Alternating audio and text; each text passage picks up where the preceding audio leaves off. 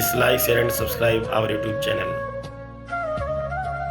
नमस्कार दर्शकों, हमारे YouTube चैनल में आपका हार्दिक स्वागत है। आज हम बात करने वाले हैं गंगा दशहरा के त्यौहार की। प्रत्येक वर्ष गंगा दशहरा का त्यौहार ज्येष्ठ मास के शुक्ल पक्ष की 10वीं तिथि को मनाया जाता है। वराह पुराण के अनुसार इस दिन स्वर्ग से माँ गंगा अवतीर्ण हुई थी। सो यह 10 पापों को हरने वाली है, इसीलिए इसे गंगा दशहरा पर्व कहते हैं। इस वर्ष ज्येष्ठ मास में ही अधिक मास पड़ रहा है, इसीलिए लोग कंफ्यूज हो रहे हैं कि महाराज दशहरा तो निर्जला एकादशी के एक दिन पहले पड़ता है, लेकिन इस बार कैलेंडर में तो ये अधिक मास में दे रखा है। तो क्या दशहरा अधिक मास में मनाया जाना उचित है अथवा ज्येष्ठ मास के शुक्ल पक्ष की 10वीं तिथि को ही मनाएं?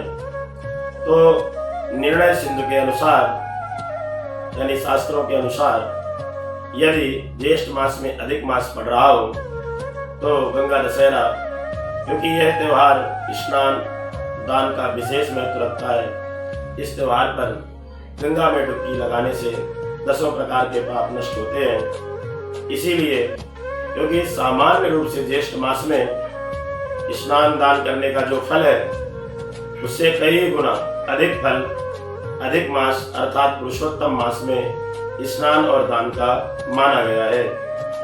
क्योंकि पुरुषोत्तम मास में स्नान दान और पूजा पाठ का विशेष महत्व है, इसीलिए ज्येष्ठ मास की अपेक्षा अधिक मास में पड़ने वाली दशहरा तिथि को ही गंगा दशहरा का पर्व मनाया जाना शास्त्रों के अनुसार उचित है।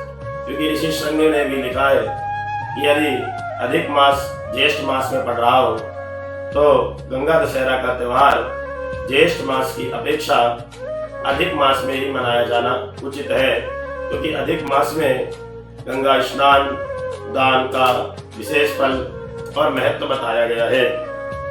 ऋषि श्रृंगी जी ने भी लिखा है कि यदि अधिक मास ज्येष्ठ मास में ही पड़ रहा हो तो गंगा दशहरा का पर्व अधिक मास में ही मनाया जाना उचित है।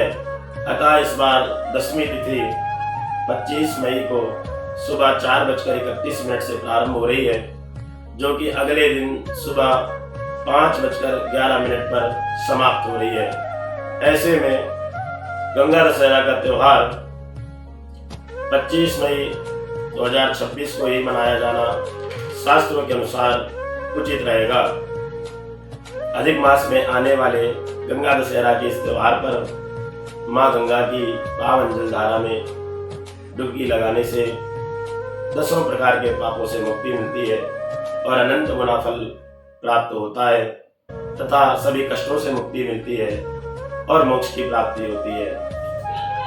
हालांकि जब जब अधिक मास में गंगा दशहरा का पर्व पड़ा है तब तब हरिद्वार जैसे तीर्थों पर यह त्यौहार शुद्ध मास में ही मनाया जाता रहा है, जो कि इस बार 24 जून को पड़ेगा, जो कि शुभ मुहूर्त पूजा पाठ कर्मकांड और अनुष्ठान के लिए शुभ रहेगा। आशा है कि आप लोग इस बात को समझ पाए होंगे। वीडियो में अंत तक बने रहने के लिए धन्यवाद। चैनल को लाइक करें, शेयर करें और सब्सक्राइब करें। राधे राधे राधे राधे।